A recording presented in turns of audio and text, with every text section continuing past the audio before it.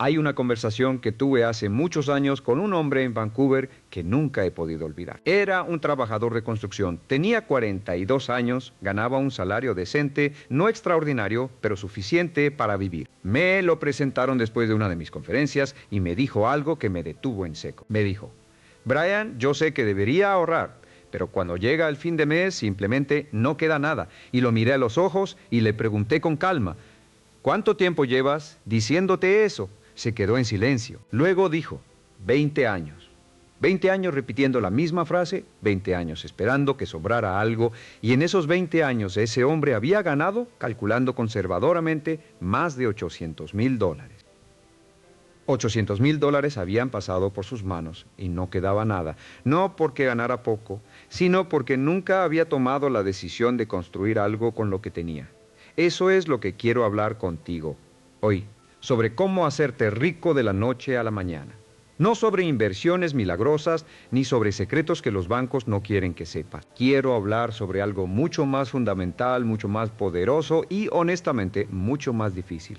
La decisión de exigirte a ti mismo construir un colchón financiero, sin importar cuánto ganas en este momento. Porque esa es la verdad que más incomoda a las personas. No es que el dinero no alcance, es que nunca han tomado la decisión real, la decisión comprometida de que una parte de lo que ganan es intocable. Esa diferencia, esa pequeña pero monumental diferencia, es lo que separa a las personas que algún día tienen opciones en la vida de las que siempre dependen de que todo salga bien el próximo mes. Permíteme explicarte por qué esto importa más de lo que crees. Cuando yo era joven, no tenía nada, y no lo digo como figura retórica.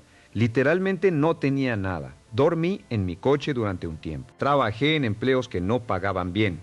Recogí cosechas, lavé platos, hice trabajos de construcción. Conocí la pobreza desde adentro, no desde los libros. Lo que descubrí en ese proceso fue algo que cambió toda mi vida. La pobreza no es principalmente una condición económica. Es primero una condición mental, y la riqueza tampoco es principalmente una cantidad de dinero. Primero, una serie de decisiones repetidas con disciplina durante suficiente tiempo. Cuando empecé a estudiar a las personas exitosas, a leer todo lo que podía encontrar sobre finanzas, psicología y comportamiento humano, me encontré con un patrón que se repetía una y otra vez. Las personas que lograban independencia financiera no eran necesariamente las que ganaban más, eran las que habían aprendido a hacer algo específico con lo que ganaban, sin excusas, sin excepciones, sin esperar el momento perfecto. Y ese algo específico es lo que vamos a explorar hoy con profundidad. Quiero empezar con una idea que puede sonar simple, pero que tiene implicaciones enormes. Cada vez que recibes dinero, ese dinero tiene dos destinos posibles. Puede irse o puede quedarse. Todo lo que gastas se va. Todo lo que guardas se queda. Parece obvio, ¿verdad?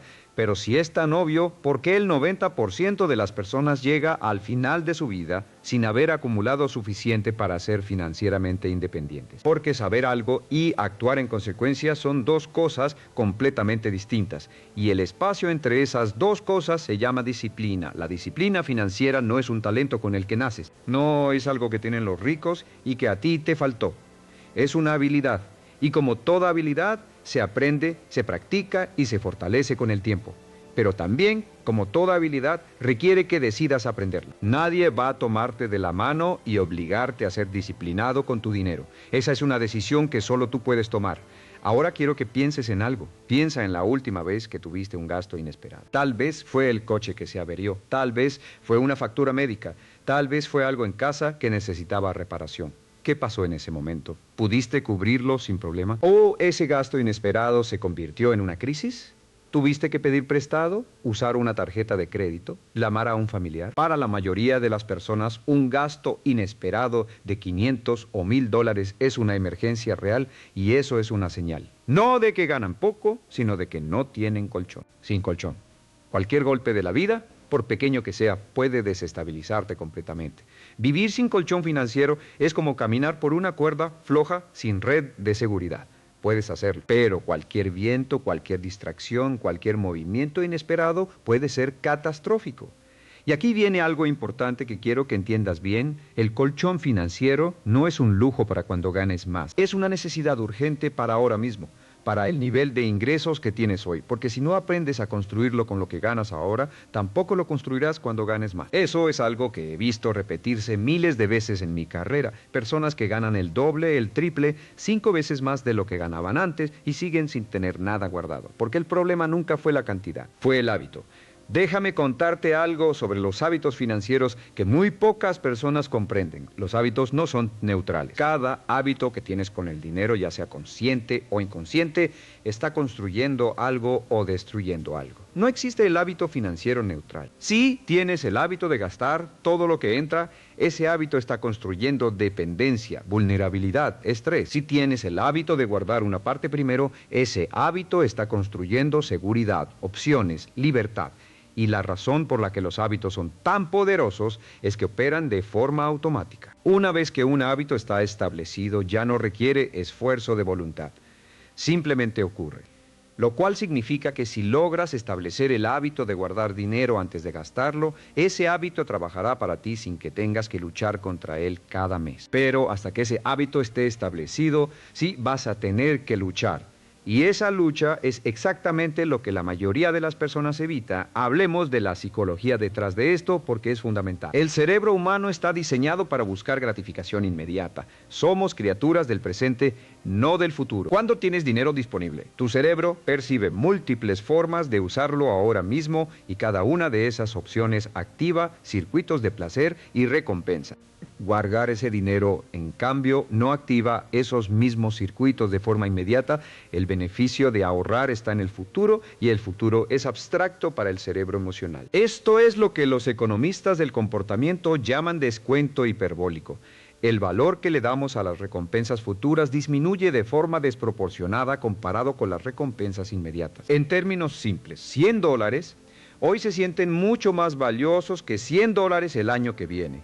Incluso si racionalmente sabemos que son la misma cantidad. Esto explica por qué tanta gente inteligente toma decisiones financieras que vistas desde fuera parecen irracionales. No es falta de inteligencia, es biología, es la forma en que estamos programados. Entender eso es el primer paso para superarlo. Porque una vez que entiendes que tu cerebro está sesgado hacia el presente, puedes diseñar sistemas que compensen ese sesgo. No tienes que depender de la fuerza de voluntad, que es un recurso limitado y agotable. Puedes crear estructuras que hagan que el ahorro ocurra automáticamente, antes de que tu cerebro tenga la oportunidad de encontrar algo más tentador en qué gastar ese dinero. Aquí llegamos a uno de los principios más poderosos que he enseñado en décadas de trabajo con personas de todo el mundo. Págate a ti mismo primero. Este principio tiene siglos de antigüedad. Aparece en los textos más antiguos sobre riqueza y prosperidad. George Clason lo articuló brillantemente en El hombre más rico de Babilonia. Y sin embargo, sigue siendo ignorado por la inmensa mayoría de las personas. ¿Por qué? Porque va en contra de la forma en que pensamos sobre el dinero de manera instintiva. La mayoría de las personas piensa en el dinero así. Recibo mi salario, pago mis deudas, pago mis gastos, pago mis compromisos y si sobra algo, lo guardo. Ese es el modelo mental de la persona promedio. Ese modelo garantiza casi con certeza matemática que nunca habrá suficiente para guardar, porque los gastos siempre tienden a expandirse hasta ocupar todo el espacio disponible. Es la ley de Parkinson aplicada a las finanzas. Los gastos se expanden para llenar los ingresos disponibles. El modelo correcto es el opuesto. Recibo mi salario. Primero guardo una parte para mí y con lo que queda pago todo lo demás. Cuando inviertes el orden, cambias completamente la dinámica. Ya no estás esperando que sobre algo, estás decidiendo de antemano que algo no está disponible para gastar. Ahora sé lo que estás pensando. Brian, eso suena muy bien en teoría, pero yo realmente no puedo permitirme guardar nada. Mis gastos son exactamente iguales a mis ingresos o incluso mayores. Y entiendo ese sentimiento, lo conozco bien, pero permíteme desafiarte con una pregunta. Si mañana tu jefe te dijera que por razones de la empresa tiene que reducir tu salario en un 10%, ¿qué harías? Lo más probable es que te adaptarías. Encontrarías la manera, ajustarías tus gastos, porque no tendrías otra opción. Eso demuestra algo crucial. Tienes más flexibilidad de la que crees. El problema no es que no puedas vivir con menos. El problema es que no tienes suficiente razón para hacerlo. Y esa razón, ese propósito, ese objetivo claro, es lo que necesitas construir antes de todo lo demás. Porque el dinero sin propósito siempre encuentra la manera de gastarse. Siempre. Pero el dinero con un propósito claro, con un destino definido, con una razón poderosa detrás, ese dinero tiene una oportunidad real de quedarse. Entonces, antes de hablar de cuánto guardar y cómo, necesito preguntarte algo que muy pocas personas se preguntan con seriedad. ¿Por qué quieres construir un colchón financiero? No la respuesta, obvia. No para tener seguridad o para no tener deudas. Quiero que pienses en algo específico, algo concreto, algo que te importe profundamente. Es para que tus hijos tengan opciones que tú no tuviste. Es para poder dejar un trabajo que te agota sin caer en pánico. Es para que un problema de salud no destruya tu estabilidad. Es para poder ayudar a tus padres cuando lo necesiten. Es para tener la libertad de decir no a cosas que no quieres hacer. Cuando el propósito es claro y personal, la disciplina se vuelve mucho más fácil de mantener. No estás ahorrando por ahorro. Estás construyendo algo que significa algo para ti. Y esa diferencia es enorme. Trabajé con una mujer en un seminario en Ciudad de México hace algunos años. Manejaba un pequeño negocio de catering, ganaba bien algunos meses, mal otros. Siempre decía que no podía ahorrar porque sus ingresos eran irregulares. Cuando le pregunté cuál era su mayor miedo, se quedó callada un momento y luego dijo que si me enfermo no puedo pagar nada, que todo lo que he construido desaparece en un mes. Ese era su miedo real. Cuando conecté el colchón financiero directamente con ese miedo, con esa amenaza concreta que la mantenía despierta por las noches, algo cambió en su expresión. Ya no era una teoría financiera abstracta, era su solución específica a su problema específico. 6 meses después me escribió para decirme que había logrado guardar el equivalente a 2 meses de sus gastos básicos. No era mucho en términos absolutos, pero para ella era transformador. Por primera vez en años, dormía mejor, se sentía diferente. Esa sensación, esa nueva sensación de tener un pequeño colchón se convirtió en motivación para seguir construyendo. Eso es lo que quiero que entiendas. El colchón financiero no solo te protege materialmente, te cambia psicológicamente. Cambia la forma en que te sientes contigo mismo. Cambia tu nivel de estrés, cambia las decisiones que tomas. Cuando no tienes nada guardado, tomas decisiones desde el miedo, desde la urgencia, desde la desesperación, y las decisiones tomadas desde esos estados casi siempre son malas decisiones. Cuando tienes un colchón, aunque sea pequeño, tomas decisiones desde una posición diferente, desde la calma, desde la elección, y esas decisiones son casi siempre mejores. Los economistas han estudiado esto extensamente. La pobreza no solo limita los recursos materiales, limita el ancho de banda cognitivo. Cuando estás constantemente preocupado por el dinero, tu capacidad de tomar buenas decisiones en otras áreas de tu vida disminuye significativamente. No porque seas menos inteligente, sino porque tu mente está ocupada procesando una amenaza constante. El estrés financiero crónico literalmente reduce tu capacidad de pensar con claridad. Por eso, construir un colchón financiero no es solo una estrategia de dinero.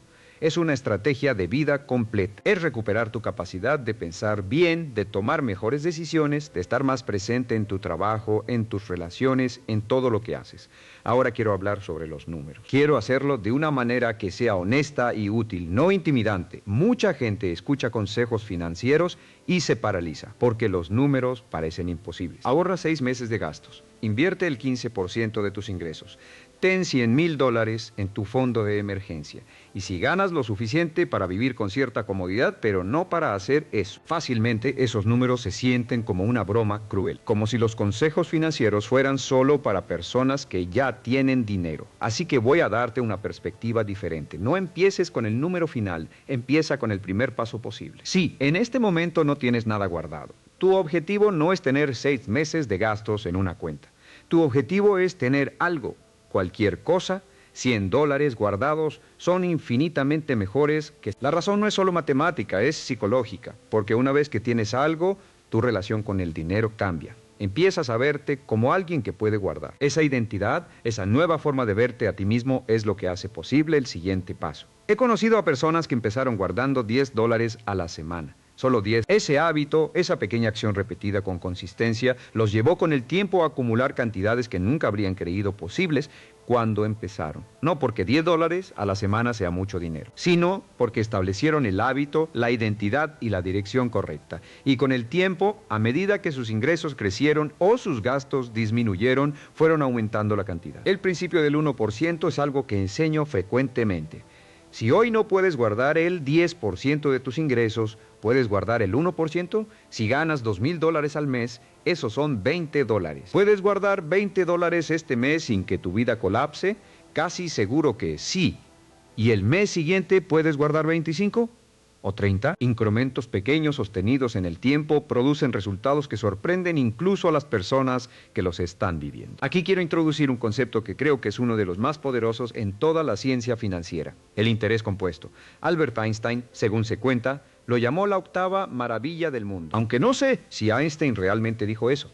El principio es absolutamente maravilloso. El interés compuesto significa que el dinero que guardas genera rendimientos y esos rendimientos a su vez generan más rendimientos. Es el dinero trabajando para ti en lugar de tú trabajando para el dinero. La clave para aprovecharlo es el tiempo. Cuanto más tiempo tienes, más poderoso se vuelve el efecto. Déjame darte un ejemplo concreto. Si tienes 25 años y empiezas a guardar $100 al mes con un rendimiento promedio del 7% anual, que es aproximadamente el rendimiento histórico promedio de mercados de acciones diversificados. Cuando tengas 65 años tendrás aproximadamente $262,000, $100 al mes. 40 años.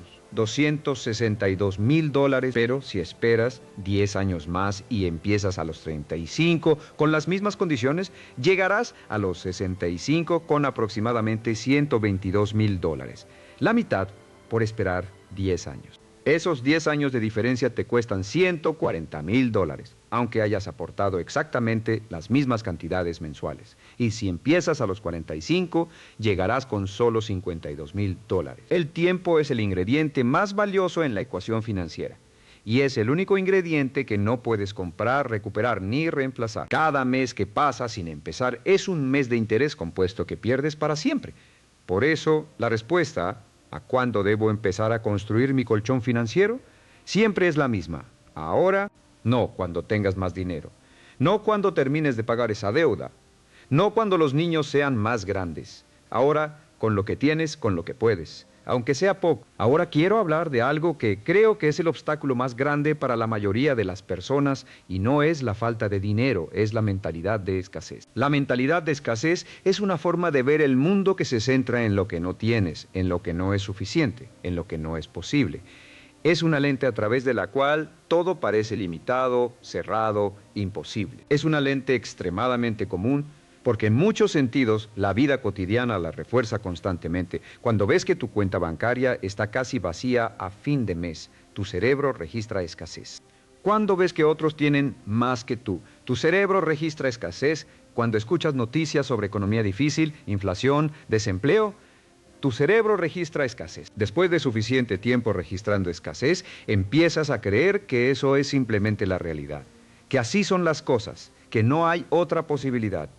Y desde esa creencia, ciertas decisiones se vuelven invisibles. No es que las rechaces conscientemente, es que literalmente no las ves como opciones. La posibilidad de guardar dinero no aparece en tu mente como una opción real, porque desde la mentalidad de escasez no hay nada que guardar. Todo está comprometido, no hay margen. La mentalidad de abundancia, por otro lado, no significa que tienes mucho dinero. Significa que crees que es posible tener más, que crees que tus decisiones importan, que crees que hay opciones disponibles para ti, aunque en este momento no las veas claramente. Es una orientación hacia la posibilidad en lugar de hacia la limitación. Lo que he observado en décadas de trabajo con personas de todos los niveles económicos es que la mentalidad precede a la realidad material. Las personas que logran mejorar su situación financiera casi siempre primero cambian su forma de pensar sobre el dinero, no al revés. Esto no es pensamiento mágico. No estoy diciendo que pensar en abundancia hace que el dinero aparezca de la nada. Estoy diciendo algo mucho más práctico. Cuando crees que es posible, empiezas a ver oportunidades que antes eran invisibles. Empiezas a tomar decisiones diferentes. Empiezas a buscar soluciones en lugar de confirmar limitaciones.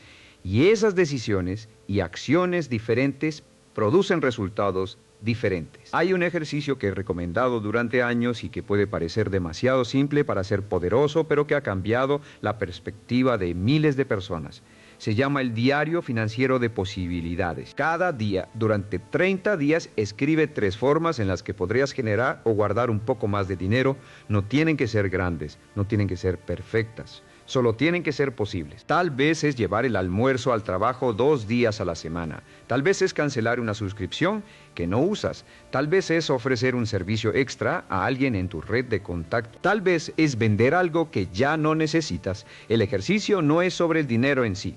Es sobre entrenar tu mente para buscar posibilidades en lugar de confirmar limitaciones. Después de 30 días de este ejercicio, algo cambia en la forma en que tu mente procesa la realidad financiera. Empiezas a ver oportunidades que antes simplemente no registrabas. No porque hayan aparecido de repente, sino porque tu mente ahora está sintonizada para buscarlas. Hablemos ahora de los errores más comunes que cometen las personas con ingresos modestos cuando intentan construir un colchón financiero, porque conocer estos errores puede ahorrarte años de frustración. El primer error es esperar el momento perfecto. Empezaré a ahorrar cuando pague el coche. Empezaré cuando los niños terminen la escuela. Empezaré cuando me den el aumento. El momento perfecto no existe. Siempre habrá algo. Siempre habrá una razón para esperar. La persona que espera el momento perfecto para empezar a construir su colchón financiero nunca empieza. O empieza tan tarde que el tiempo compuesto ya no puede hacer su magia.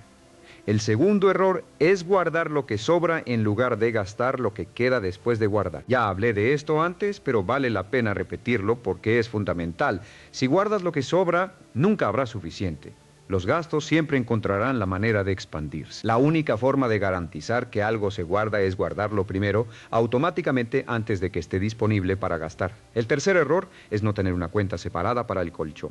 Si tu dinero de emergencia está en la misma cuenta que tu dinero de gastos diarios, es casi imposible no tocarlo.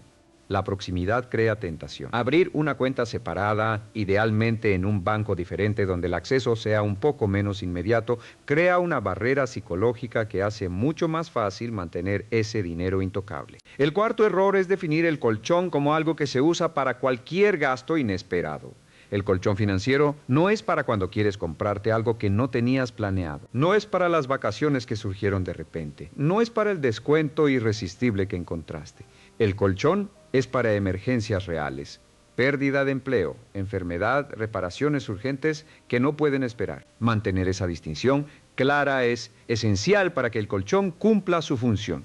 El quinto error, y este es quizás el más sutil, es pensar que construir un colchón y salir de deudas son objetivos mutuamente excluyentes. Mucha gente dice, primero termino de pagar mis deudas y luego empiezo a ahorrar. Y matemáticamente, si tus deudas tienen una tasa de interés alta, tiene sentido pagarlas primero. Pero hay una dimensión psicológica que la matemática no captura.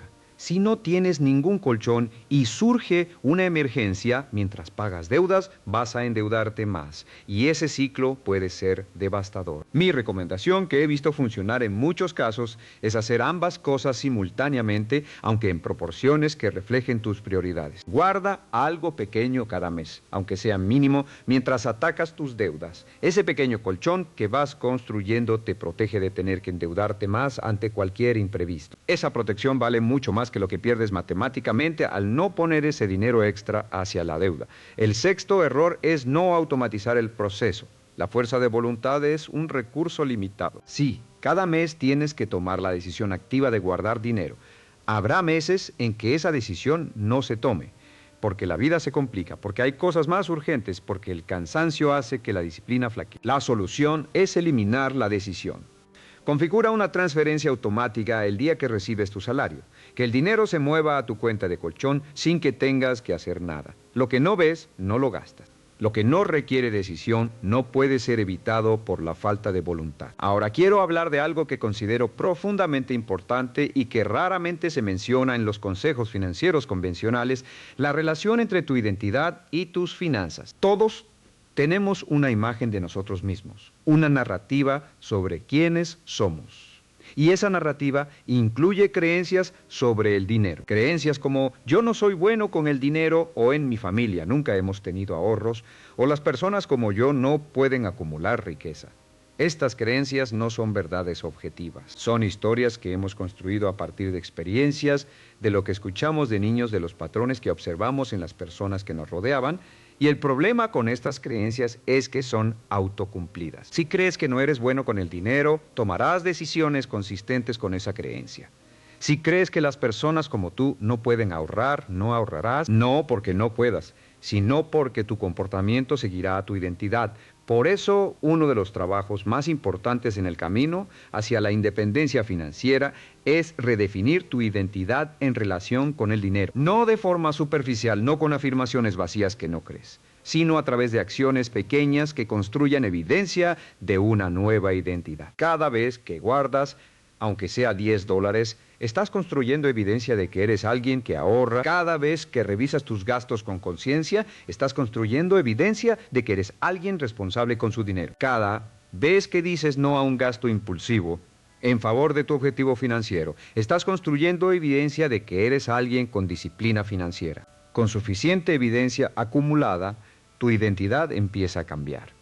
Y cuando tu identidad cambia, tu comportamiento cambia de forma natural y sostenida. James Clear, en su excelente libro sobre hábitos, habla de esto con gran claridad. Los cambios más duraderos en el comportamiento ocurren cuando cambiamos la identidad, no solo cuando cambiamos las acciones. Pregúntate no cómo puedo ahorrar más, sino qué tipo de persona quiero ser con respecto al dinero. Y luego actúa de forma consistente con esa persona, aunque al principio no lo sientas completamente auténtico. La autenticidad viene después de la práctica, no antes. Quiero hablar ahora sobre algo que creo que es una de las conversaciones más importantes que podemos tener sobre dinero, la diferencia entre precio y costo. La mayoría de las personas, cuando decide si comprar algo o no, piensa en el precio. ¿Cuánto cuesta esto? Lo puedo pagar. Pero hay una pregunta mucho más poderosa: ¿cuánto me cuesta realmente esto? Eso incluye el costo de oportunidad, que es lo que renuncias al elegir gastar ese dinero en eso. Déjame darte un ejemplo.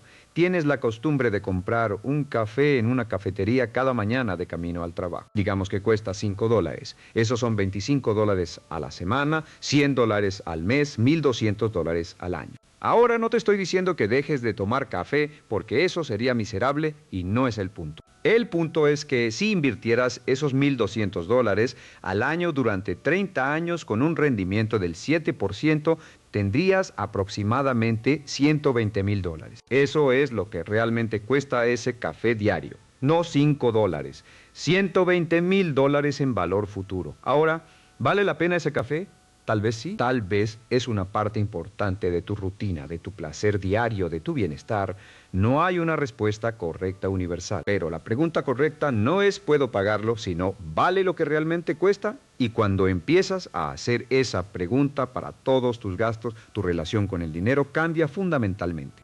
No se trata de vivir en privación, se trata de gastar con conciencia, de elegir en qué gastas, con plena conciencia de lo que eso significa para tu futuro. Las personas que construyen riqueza no necesariamente gastan menos que las personas que no la construyen, pero gastan de manera diferente, gastan con propósito, gastan en cosas que realmente valoran y eliminan los gastos en cosas que son simplemente hábito o inercia.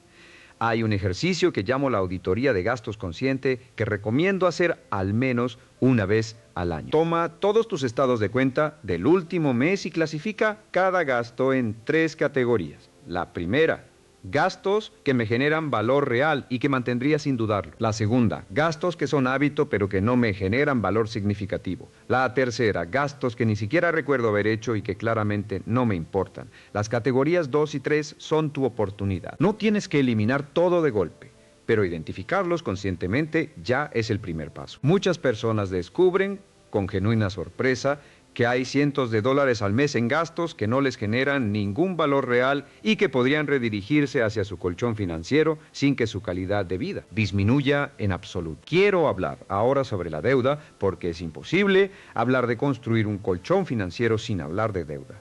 Para muchas personas, la deuda es el obstáculo que parece hacer imposible el ahorro. Quiero darte una perspectiva sobre la deuda que espero sea útil. Hay 2 tipos fundamentales de deuda: la deuda que te empobrece y la deuda que potencialmente puede enriquecerte. La deuda que te empobrece es la que usas para consumir. tarjetas de crédito para ropa, viajes, restaurantes, electrónicos. Esta deuda tiene tasas de interés altísimas, no te genera ningún activo y te roba dinero del futuro para pagar placeres del presente. Es la forma más costosa de vivir por encima de tus posibilidades. La deuda que potencialmente puede enriquecerte es la que usas para adquirir activos que generan valor o ingresos. Una hipoteca para una propiedad que se aprecia, un préstamo para educación que aumenta tus ingresos, financiamiento para un negocio que genera ganancias. Incluso esta deuda debe manejarse con cuidado, pero tiene una lógica diferente.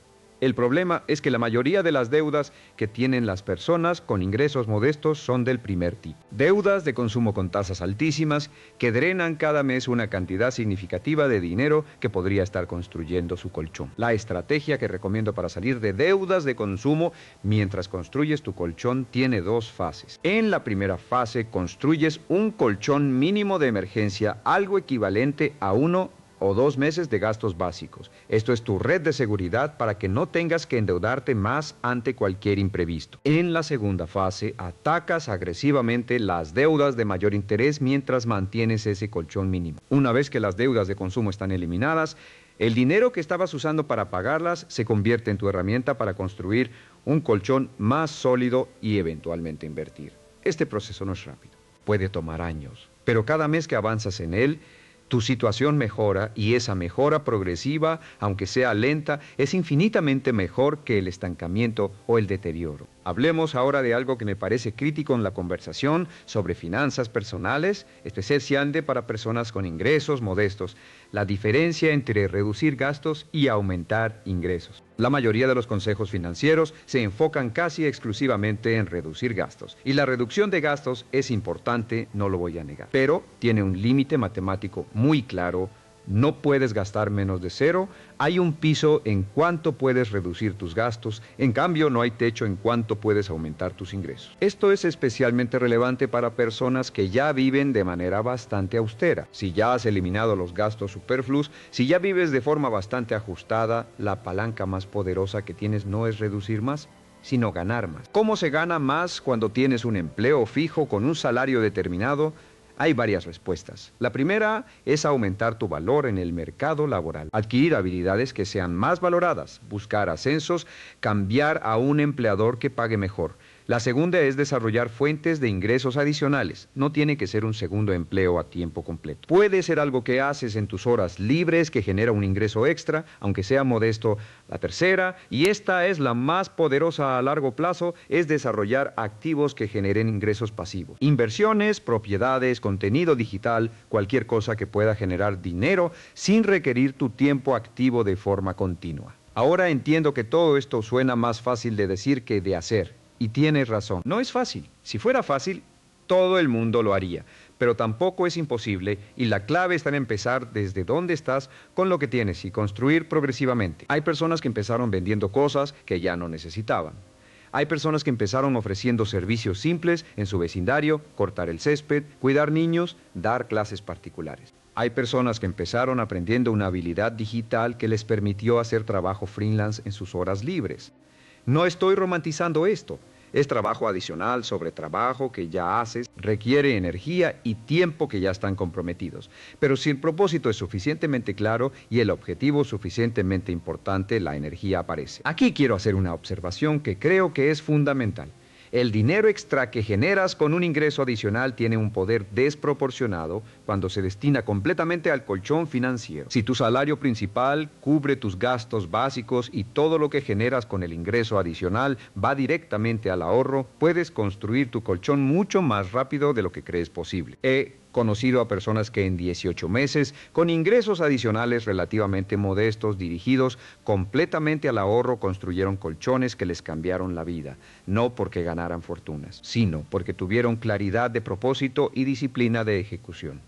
Quiero hablar ahora sobre la inversión porque el colchón financiero es el primer paso, pero no el último. Una vez que tienes tu colchón de emergencia construido, el siguiente paso es hacer que ese dinero trabaje para ti. Muchas personas con ingresos modestos creen que la inversión es algo para los ricos, que necesitas tener mucho dinero para empezar a invertir, y esa creencia es completamente falsa. Hoy en día, con la tecnología disponible, puedes empezar a invertir con cantidades muy pequeñas. Hay plataformas que te permiten invertir con 10, 20, 50 dólares al mes en fondos diversificados que te dan acceso a los mercados globales. No estoy aquí para recomendarte productos específicos de inversión porque eso depende de tu situación particular, de tu país, de tu tolerancia al riesgo, de tu horizonte temporal, pero sí, quiero darte los principios generales que guían la inversión inteligente para personas que están construyendo su base financiera.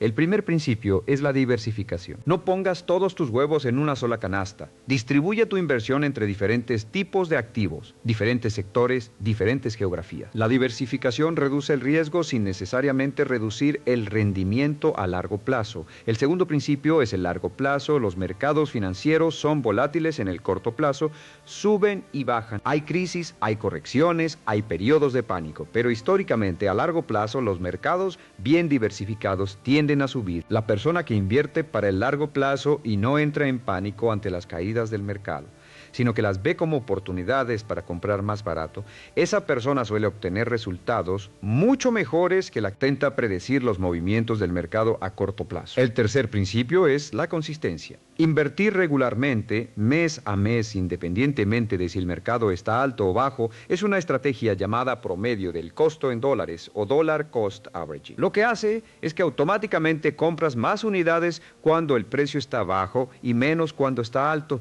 lo que tiende a mejorar tu precio promedio de compra a lo largo del tiempo. El cuarto principio es la educación continua. El mundo financiero es complejo y cambia constantemente.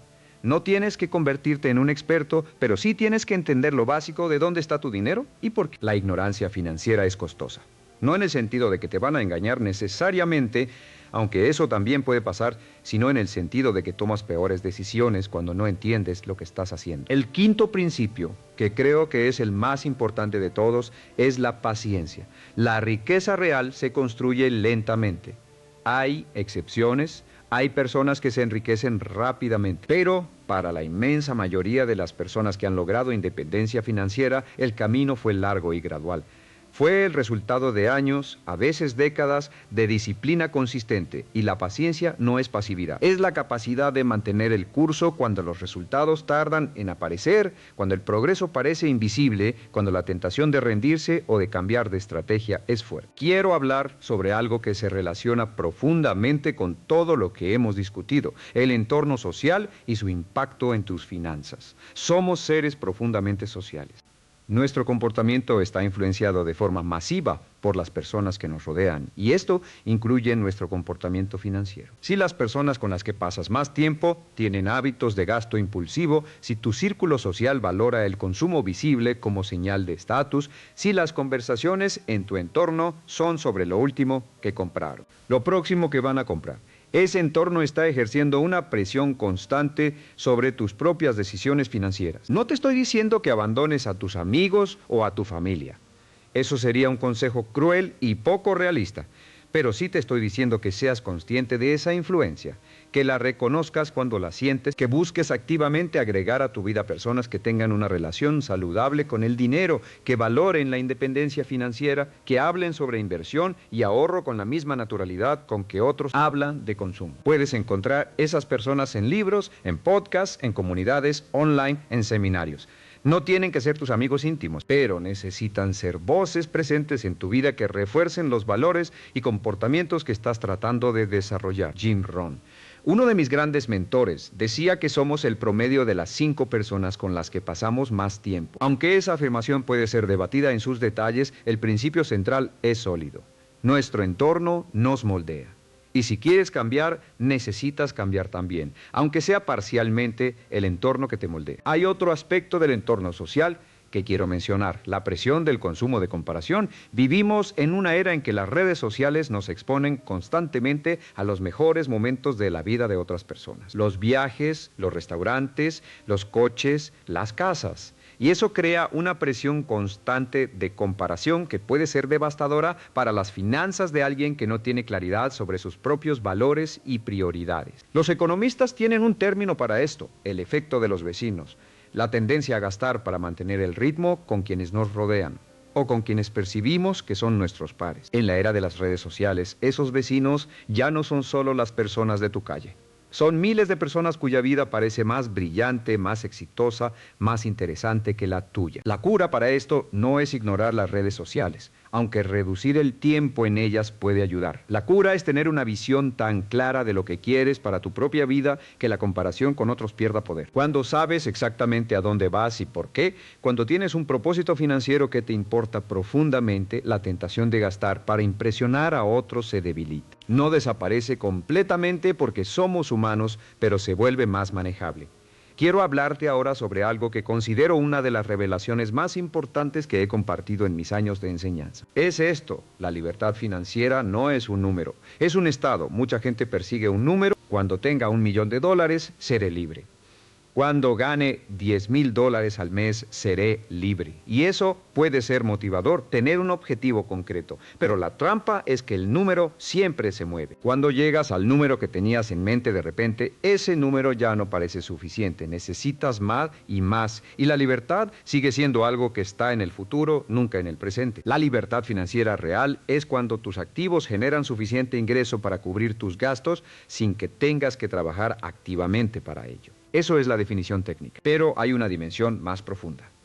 La libertad financiera es cuando el dinero deja de ser una fuente constante de estrés y ansiedad, cuando tienes suficiente colchón para que los imprevistos no sean catástrofes, cuando tienes suficiente reserva para poder decir no a cosas que no quieres hacer, cuando tienes suficiente claridad sobre tus finanzas para tomar decisiones desde la calma en lugar del pánico. Esa libertad en sus formas más básicas está disponible mucho antes de llegar a un número grande. Empieza cuando tienes tu primer mes de gastos guardado, crece cuando tienes 3 meses. Se fortalece cuando tienes 6. Se convierte en algo transformador cuando empiezas a tener activos que generan ingresos. El camino hacia la independencia financiera no es un salto, es una escalera. El primer peldaño está al alcance de casi cualquier persona, independientemente de sus ingresos actuales. Quiero compartir contigo una historia que ilustra esto de manera poderosa. Conocí a una maestra de escuela primaria en un seminario que organicé en Guadalajara.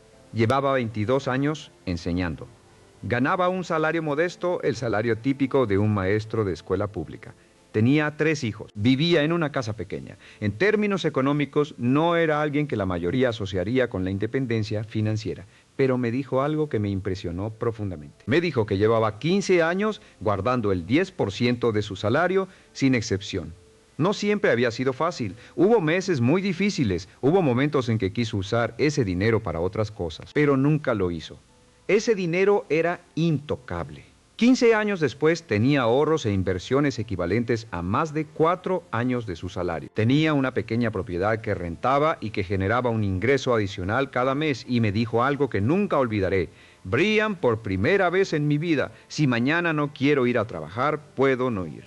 No lo haría porque amo lo que hago, pero puedo, y eso cambia todo. Eso es la libertad financiera en su forma más humana y real. No es un yate, no es una mansión, es la capacidad de elegir, es tener opciones, es no estar atrapado por la urgencia económica en cada decisión de tu vida. Y esa maestra no ganaba mucho, pero tomó una decisión hace 15 años y la mantuvo con disciplina absoluta. Esa decisión transformó su vida de maneras que van mucho más allá del dinero. Ahora quiero hablar de algo que creo que es el factor más determinante en el éxito financiero a largo plazo, más que la inteligencia, más que los ingresos, más que las oportunidades, la consistencia. La consistencia es hacer lo correcto repetidamente, especialmente cuando no tienes ganas, especialmente cuando hay excusas válidas para no hacerlo, especialmente cuando los resultados tardan en aparecer. La consistencia es lo que convierte las buenas intenciones en resultados reales. Todos podemos ser disciplinados por un mes.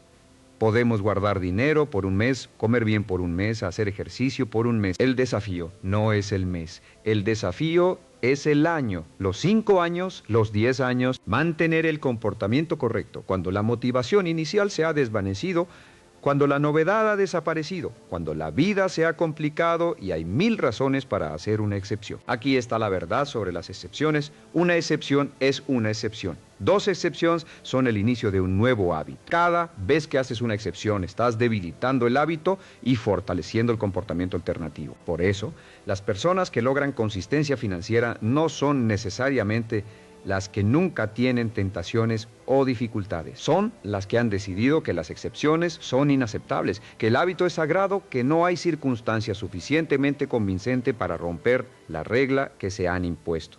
Esto puede sonar rígido. Hay un equilibrio que encontrar.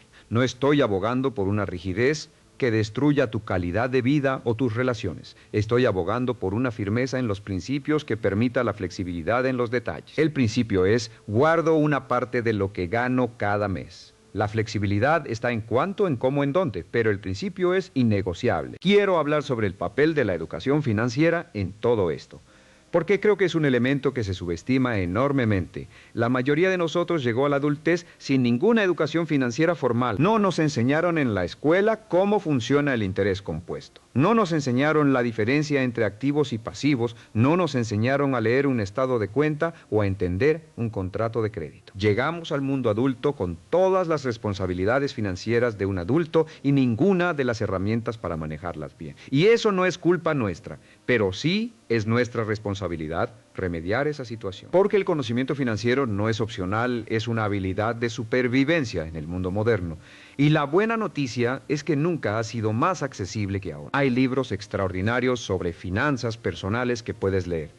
Hay podcasts, canales de YouTube, cursos online, muchos de ellos gratuitos, que pueden darte una educación financiera sólida. No tienes que convertirte en un economista, pero sí necesitas entender los conceptos básicos, cómo funciona el interés, la diferencia entre inversión y especulación, cómo funciona la inflación, qué son los fondos indexados, cómo funciona el seguro, cómo planificar para la jubilación. Cada hora que inviertes en educación financiera puede valer miles, decenas de miles, cientos de miles de dólares a lo largo de tu vida. Es quizás la inversión con mayor retorno disponible para cualquier persona, independientemente de su nivel de ingresos.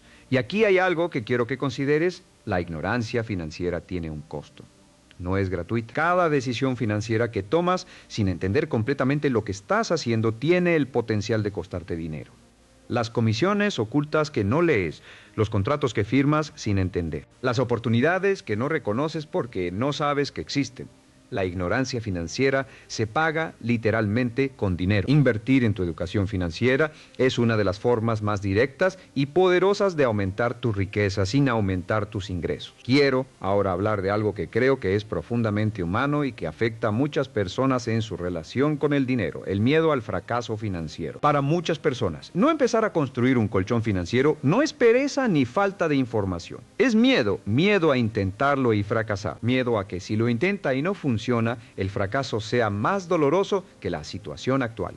Porque si nunca intentas, nunca puedes fracasar. La inacción se convierte en una forma de protección contra el dolor del fracaso, pero hay un costo enorme en esa protección. El costo es que tampoco puedes tener éxito. La inacción garantiza el fracaso de forma tan segura como cualquier error que puedas cometer. Solo que el fracaso de la inacción es más lento, más silencioso, más fácil de ignorar en el día a día. Se acumula a lo largo de años hasta que un día te das cuenta de que estás exactamente donde estabas hace 10 años, excepto que ahora tienes 10 años menos de tiempo disponible. El fracaso en el camino hacia la independencia financiera no es el opuesto del éxito, es parte del camino hacia el éxito. Habrá meses en que no logres guardar lo que planeabas. Habrá inversiones que no den los resultados esperados. Habrá decisiones que en retrospectiva parecerán errores. Eso es normal. Eso es el proceso.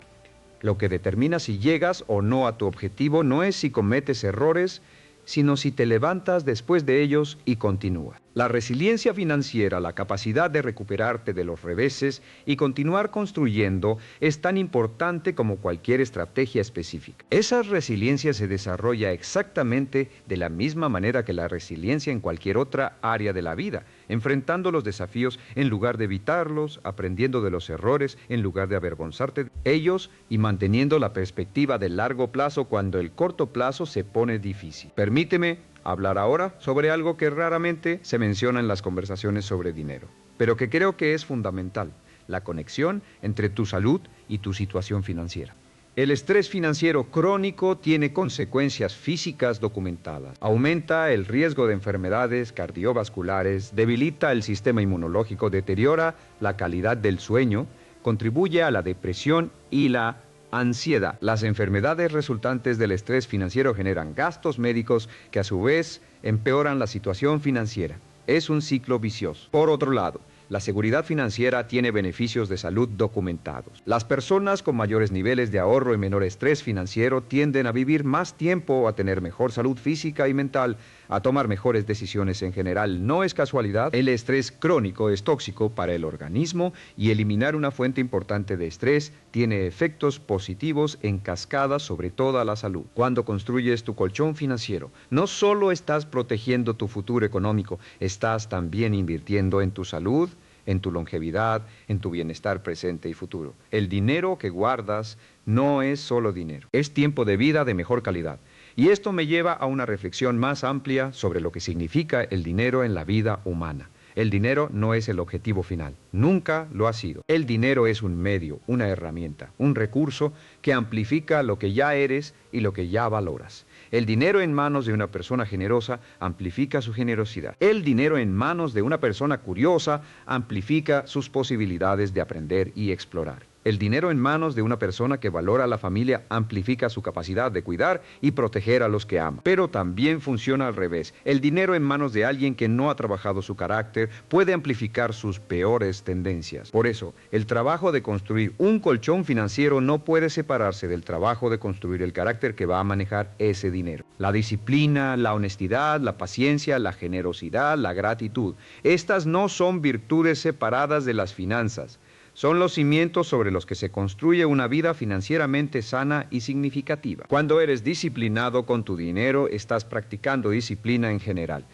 Cuando eres honesto sobre tus gastos, estás practicando honestidad en general. Cuando eres paciente con el proceso de construcción de riqueza, estás practicando paciencia en general. Las finanzas son un espejo de tu carácter. Y mejorar tus finanzas en el proceso te mejora a ti. Quiero hablar ahora sobre el momento en que todo esto empieza a cambiar, porque hay un punto en el proceso de construir un colchón financiero en que algo cambia cualitativamente, no solo cuantitativamente. Al principio, guardar dinero se siente como privación.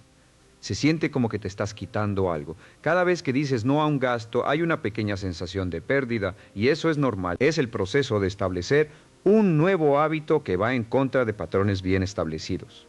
Pero hay un punto diferente para cada persona en que la perspectiva cambia. En que guardar dinero empieza a sentirse como poder en lugar de privación. En que ver crecer tu colchón genera más satisfacción que cualquier compra impulsiva podría generar. En que la seguridad que tienes empieza a cambiar la forma en que te mueves por el mundo.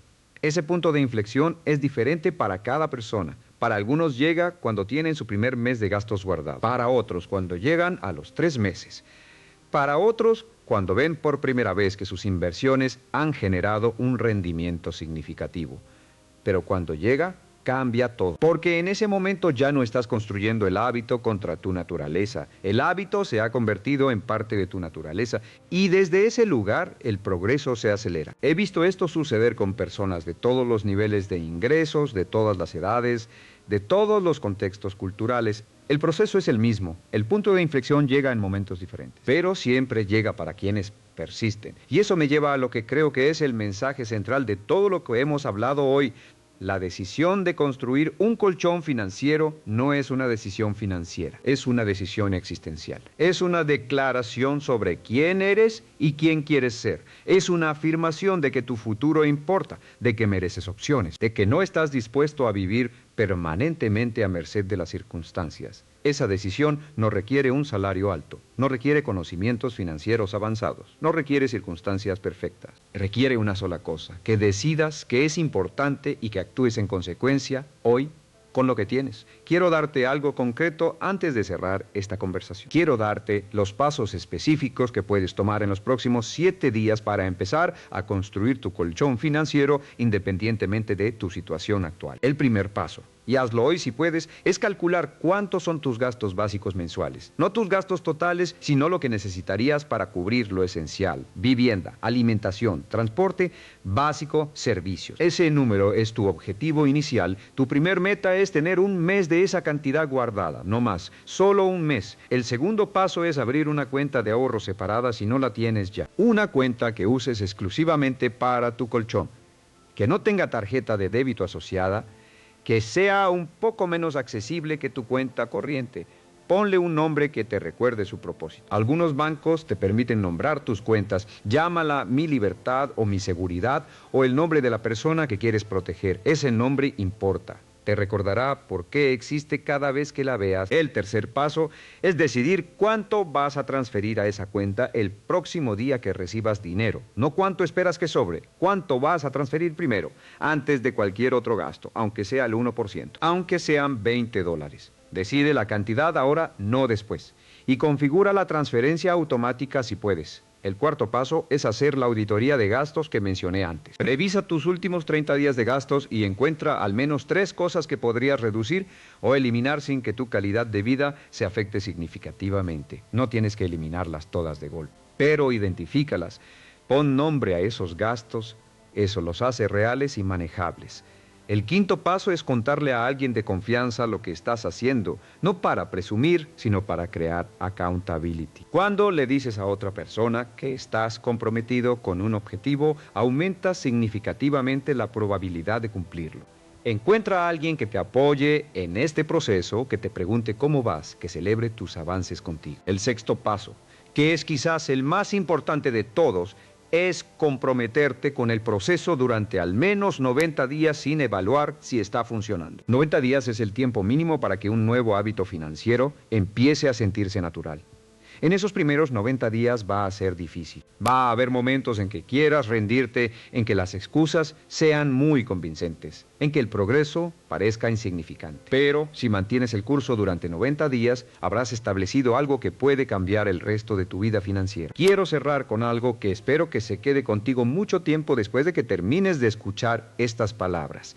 Hay personas que llevan toda su vida esperando ganar más, esperando que las circunstancias mejoren, esperando el momento perfecto, y cuando llegan al final de esa vida, se dan cuenta de que el momento perfecto nunca llegó, que las circunstancias nunca fueron exactamente las que necesitaban, que el dinero nunca sobró por sí solo.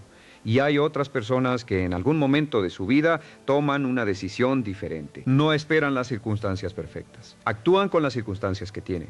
No esperan ganar más para empezar a guardar. Guardan con lo que ganan ahora. No esperan saber todo sobre finanzas para tomar la primera decisión. Lo aprenden en el camino. Esas personas no son más inteligentes, no tienen más suerte, no nacieron con ventajas especiales. Simplemente tomaron una decisión y la mantuvieron. Y esa decisión, sostenida con disciplina a lo largo del tiempo, transformó sus vidas de maneras que a veces ni ellas mismas pueden creer. Tú puedes ser esa persona, no en algún momento futuro cuando todo sea más fácil. Ahora, con lo que tienes, con lo que ganas, con las circunstancias imperfectas y complicadas que tienes hoy. El colchón financiero que construyas, aunque empiece siendo pequeño, aunque al principio parezca insignificante, es una declaración de que te tomas en serio tu futuro. De que no estás dispuesto a seguir siendo vulnerable a cualquier golpe que la vida te dé, de que mereces seguridad, opciones y libertad. Esa declaración, hecha no con palabras, sino con acciones, tiene el poder de cambiar no solo tus finanzas, sino tu relación contigo mismo, tu confianza, tu sentido de agencia sobre tu propia vida. No hay nada más poderoso que una persona que ha decidido exigirse a sí misma, que ha decidido que el estándar que se aplica es más alto que el que el mundo espera de ella, que ha decidido que su futuro es su responsabilidad y que actuará en consecuencia hoy, ahora, con lo que tiene. Ese poder está disponible para ti, siempre ha estado disponible para ti. La única pregunta es si vas a elegirlo. Espero que lo elijas. Espero que hoy sea el día en que tomes esa decisión. Espero que años más adelante puedas mirar atrás y reconocer este momento como el punto en que todo empezó a cambiar. Porque así es como funciona. No con un gran salto, no con un golpe de suerte, sino con una decisión. Una decisión tomada hoy y repetida mañana y el día siguiente hasta que ya no sea una decisión, sino una parte de quien eres. Eso es todo lo que se necesita. Eso está completamente dentro de tu alcance. Gracias por acompañarme en esta conversación. Ha sido un honor compartir estas ideas contigo. Ahora, la parte más importante no es lo que escuchaste hoy, es lo que harás con ello.